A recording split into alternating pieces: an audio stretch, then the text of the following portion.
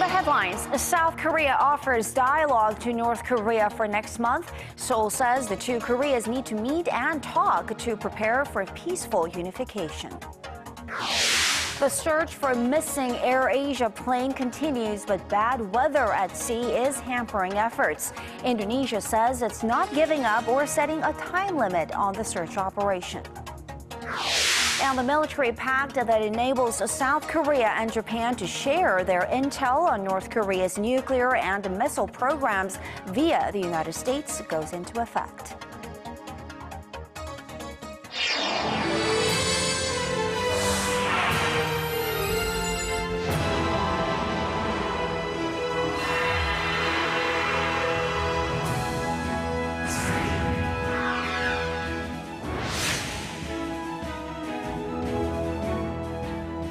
Welcome to the program. You're watching Primetime News, coming to you live from Seoul. I am Kang Tae-ri. And I'm Sean Lim. Hope your week is off to a great start. Thanks for joining us.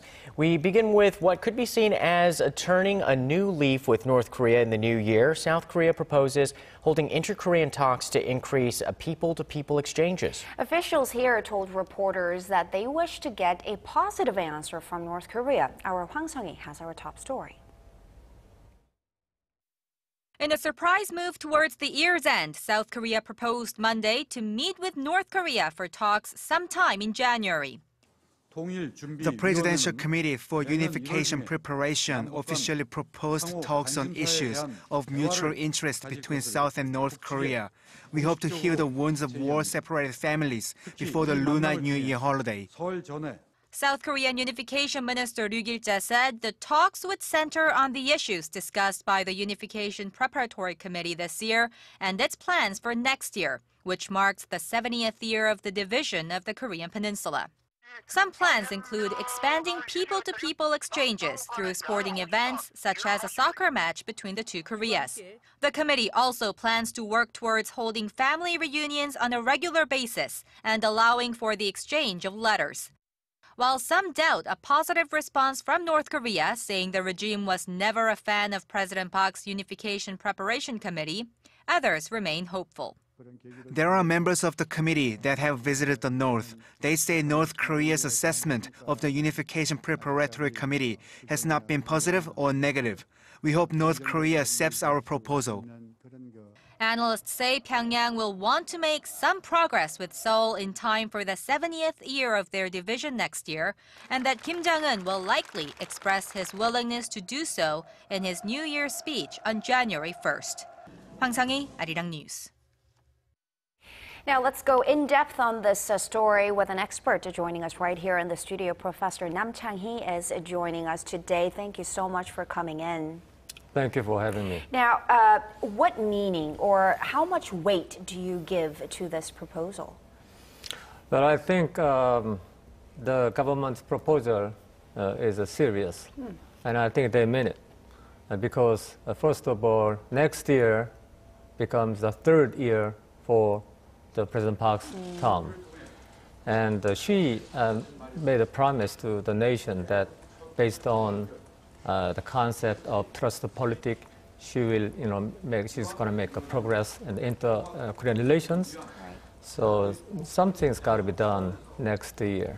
And, she has installed Unification Preparation Committee, so which is chaired by the president. So she wants some achievement made, next year.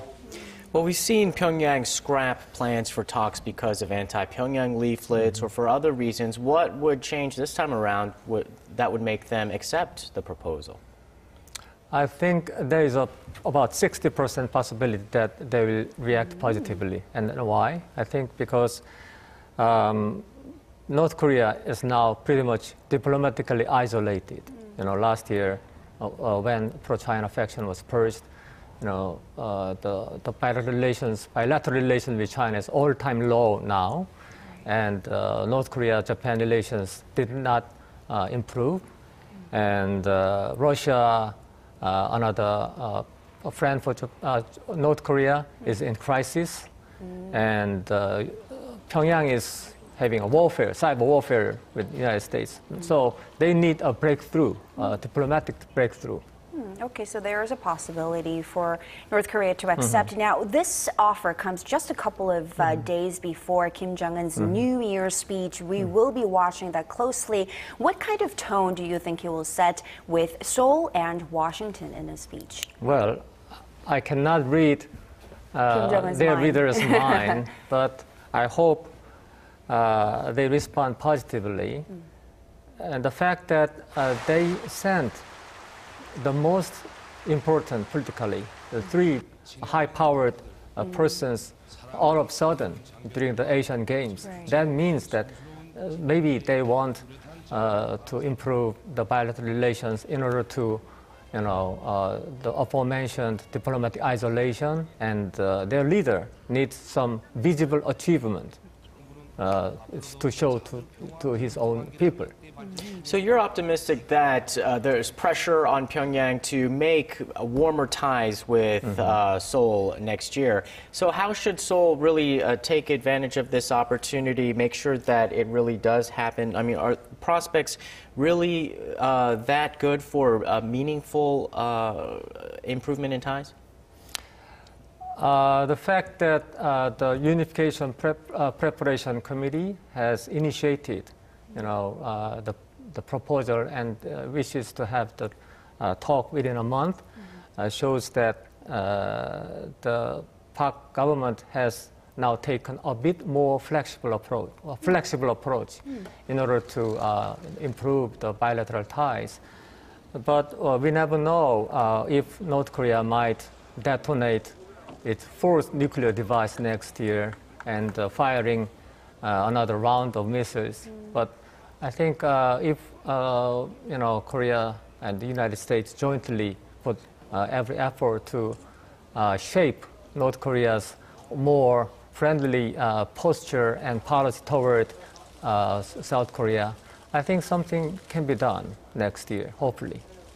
All right, Professor, thank you so much for joining us and sharing your insights with us tonight. And staying on the topic of North Korea, South Korea, the United States, and Japan will be able to share military intelligence regarding Pyongyang more easily starting today. Although indirectly, the agreement gives Seoul and Tokyo unprecedented access to each other's defense intelligence. Kim Hyun-bin reports. Nuclear bombs and intercontinental ballistic missiles that can reach the continental United States. North Korea has made substantial progress in its weapons of mass destruction in recent years, posing a threat to the region and the world. To that, a memorandum of understanding between South Korea, the United States, and Japan took effect Monday with North Korea's nuclear and missile threats in mind. It changes the way the three nations exchange their defense information. Japanese Defense Minister Gen Nakatani welcomed the move on Monday, calling North Korea's nuclear and missile threat an urgent security matter for both countries. Before the agreement, Seoul and Tokyo shared their intelligence only with Washington. The MOU means that Washington will now be able to relay that information to Korea or Japan with the consent of the country providing that information. For South Korea, that means better access to Tokyo's advanced surveillance capabilities. By gaining access to Japan's state-of-the-art surveillance techniques, we are enhancing our capabilities. The three nations had plans to sign a similar agreement in 2012, but that was scrapped due to opposition from the Korean public and lawmakers. To avoid pushback this time around, the agreement was scaled down to the vice minister level. It also states that the U.S. will act as a mediator when sharing the intelligence, as opposed to the previous plans, which included direct information sharing between Seoul and Tokyo. There's speculation this could lead to the phasing in of a U.S. missile defense system on the Korean peninsula. The Defense Ministry says the two are not linked, adding that South Korea is planning to deploy its own Korea air and missile defense system by the early 2020s. Kim Hyun-bin, ArirAsia News. Wrapping up 2014, President Park Geun-hye checked in on our government's progress on policy initiatives. Here, she highlighted her commitment to economic and social reforms. Chi Yoo-sun reports. President Park Geun-hye has reiterated her determination to root out social ills and to carry out reforms to revitalize the economy. 저는 어떤 어려움이 있어도 해야 할 개혁은 반드시 해 나갈 것입니다. 우리 정부는 항상 국민을 믿고 국민의 편에서 개혁을 추진해 왔고 앞으로도 그런 자세의 변함이 없을 것입니다. Referring to the Asian financial crisis in the late 1990s, which Korea suffered from after failing to carry out structural reforms, President Park said the key would be to secure public understanding so that everyone shoulders the burden. In the coming years, she said reforms should be carried out in the areas of labor, finance, pension, education, housing, and public institutions. Meanwhile, the heads of ministries and agencies reported to the president on the progress made on the government's 38 key tasks for the year. Some of them include slashing the debt ratio of public institutions by 15 percentage points, stimulating President Park's creative economy, and expanding government support for medical services. While acknowledging the forward-moving steps in the past year, the president also pointed out that they fell short of benefiting people's livelihoods. In order to fulfill the goals in her 3-year economic plan, she said officials would have to continue their reform and innovation initiatives while keeping tabs on external factors such as the weakening yen and falling oil prices.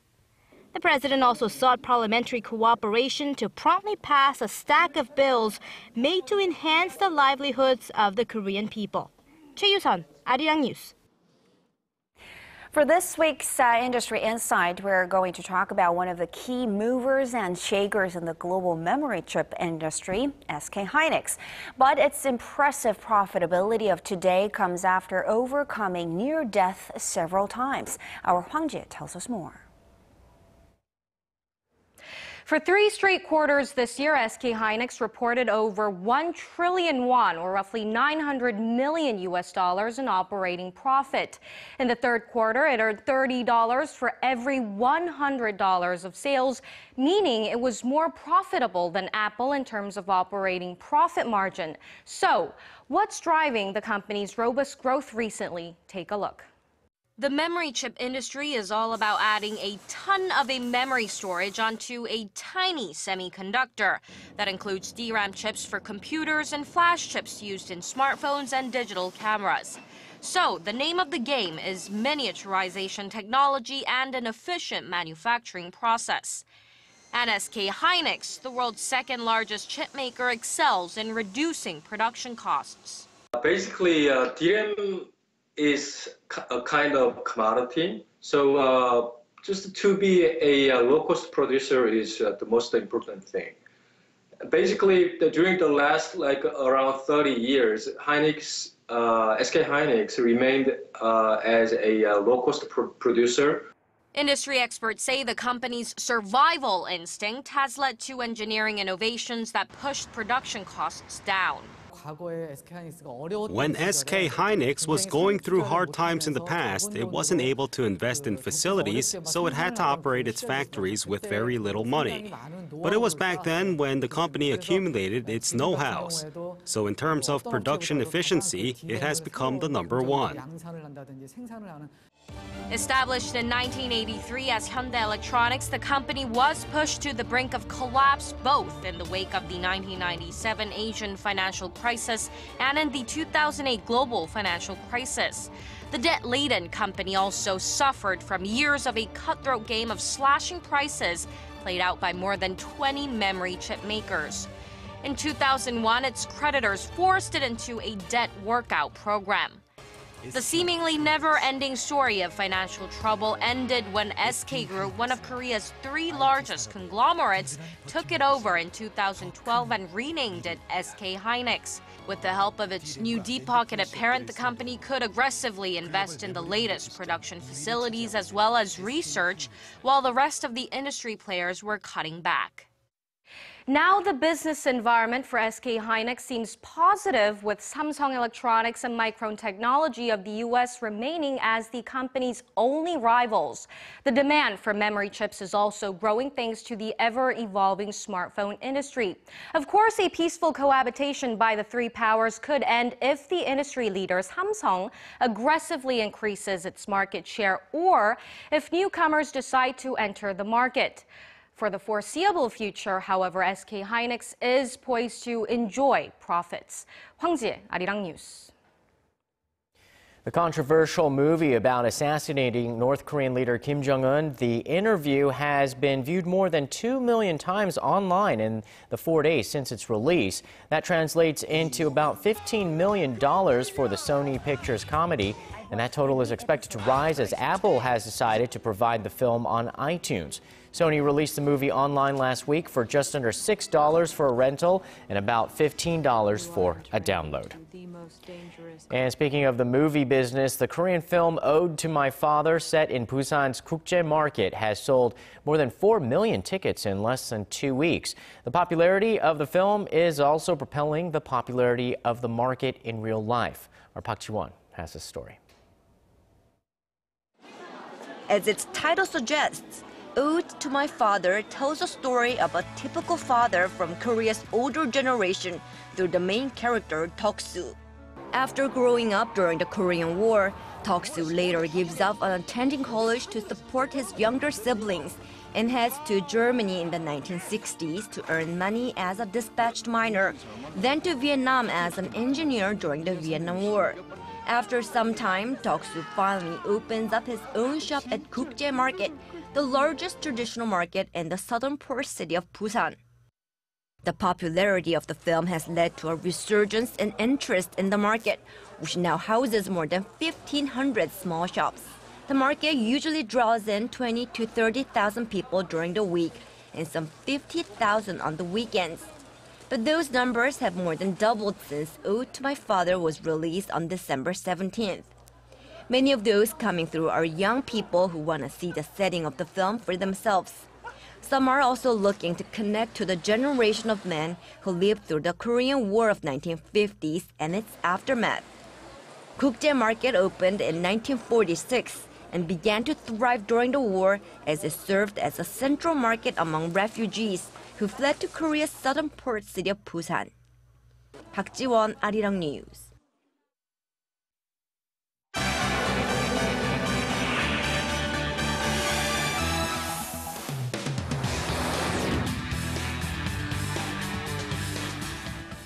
The international search has been partially suspended for the missing AirAsia passenger jet that vanished yesterday over Indonesian waters. With more, we turn to Paul Yi at the news center. Paul, this plane was carrying over 160 people when it lost contact. What are the latest developments?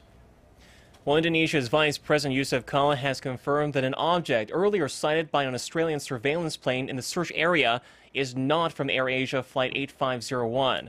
The Indonesian Air Force is reportedly now following up on another lead, oil patches in the Java Sea.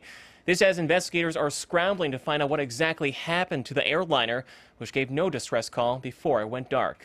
Our Kim Min-ji gives us the details. Aerial search efforts to locate AirAsia Flight 8501 have been called off for the night. This comes after an Australian reconnaissance plane spotted something in waters near the areas where search operations have been ongoing for the missing airliner. The objects were seen about 1,100 kilometers from the plane's last known location, but Indonesian officials said they are not from the jet. This, as many now believe the missing jet is likely at the bottom of the sea. Our evaluation of the coordinates that we received suggests it is underwater, so our presumption now is that the aircraft is under the sea. Ships, planes, and helicopters were used in Monday's search operations. Air traffic control says the plane went missing Sunday at 7:24 a.m. local time after a request by the plane's pilot to fly at a higher altitude to avoid storm clouds was denied. The airliner was flying from the Indonesian city of Surabaya to Singapore when it went missing 40 minutes into its flight above the Java Sea with 162 people on board. Of them, 155 were Indonesian, along with 1 British, 1 French, 1 Malaysian, 1 Singaporean, and 3 Koreans. According to Seoul's foreign ministry, the Korean nationals are a couple in their 30s and their 11-month-old daughter. The ministry plans to send a surveillance plane on Tuesday to help in the search and rescue operation. At a makeshift crisis center in Indonesia's Surabaya airport, distraught relatives wait for news of their loved ones. We are very surprised and very sad. Our grandchild was going to Singapore for a holiday, but the accident happened. AirAsia is a Malaysia-based budget airline that travels to 88 destinations, mostly in Southeast Asia. Kim Min-ji, Arirang News. And staying with this story, more than 100 relatives and friends of the passengers and crew of Flight 8501 have arrived at the crisis center. Emotions are running high as many are coming to terms with the grim reality of this incident, while others are still holding out for some kind of miracle. Amid their distress, the chief of AirAsia, Tony Fernandez, has flown to Surabaya Airport to comfort the victims' families, while offering assurances that all is being done to find their loved ones. And moving on to another weekend disaster, rescuers are struggling to reach scores of passengers still stranded on a burning ferry off the coast of Greece. As of Monday afternoon, Italian and Greek officials said over 390 people had been evacuated. This as 4 additional bodies were recovered from waters near the Italian-flagged Norman Atlantic ferry, bringing the death toll to 5. Authorities say the rescue operation remains painstakingly slow as they battle gales force winds and high waves. And that wraps up our look at international stories for now. I'll see you back here tomorrow night.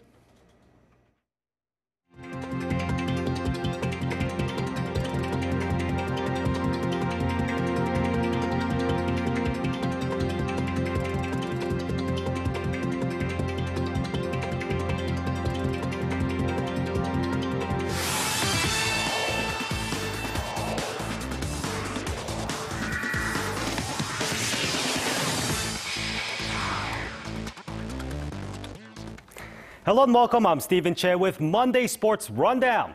Now, football fans have spoken and they chose Son Heung-min as the Player of the Year. Only 22 years old, the fan favorite promises a bright future for South Korea football. Son topped the Korea Football Association fan web poll with 51% of the vote, showcasing his burgeoning popularity. He's earned it with breakout performances for South Korea, as well as for his club Bayer Leverkusen, for which he's already scored 9 goals this season. Meanwhile, fans also chose South Korea's 1-0 win over North Korea for the Asian Games gold as the top game, and Lee Geun-ho's strike against Russia in the World Cup as the top goal. Heading to the KBL hardcourt for the lone matchup, the KCC Aegis played host to the SK Knights in Kunsan. And from the get-go, it looks to be a close one, with SK taking a slim 2-point lead by the half. Fast forward to the final quarter, SK stops KCC in the final minute of the game for the win and to reinforce second on the standings. And going over to pro volleyball, in the final match of round 3, the KEPCO Vic Storm faced off against the LIG Graders in Suwon. And the 5th place Vic Storm rushed ahead with a neat attack against the Graders defense. Mitar Zurich and the KEPCO overpowered the opposition as they earned the clean sweep in 3 sets. Finally, to the U.S., the National Football League season came to a thunderous end, which means it's time for playoff action. With Week 17 in the books on Sunday in the States, the postseason begins this weekend with the wildcard games. The division and conference finals will follow before culminating in the Super Bowl early February. Of the 12 teams in the playoffs, defending champions, the Seattle Seahawks, along with the New England Patriots, are the favorites to win it all. And that's all I have for now. Your weather's up next. Have a good night.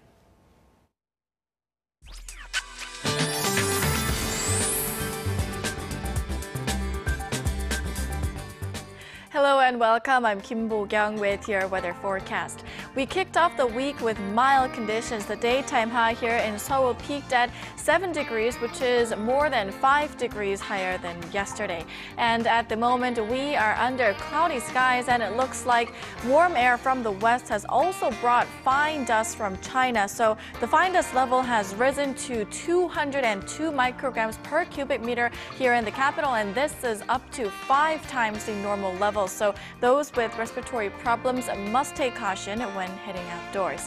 Well, it looks like moderate conditions will continue through tomorrow, but Wednesday's snow and showers will lead to a dip in numbers on New Year's Day. So morning lows on New Year's Day should dip to -10 degrees. Here are the readings for Tuesday. Seoul will mix it to 5, Daegu and Gwangju reach 10. On to other regions. Jeju makes it to 14, while Dokdo hits 8. Those are the updates I have for you now. I'll be back with more after midnight. Thank you so much, Bo-kyung. And that's Primetime News for this Monday. I am Kang Cheri. Thanks for watching. And I'm Sean Lim. Have a great evening. We'll see you soon.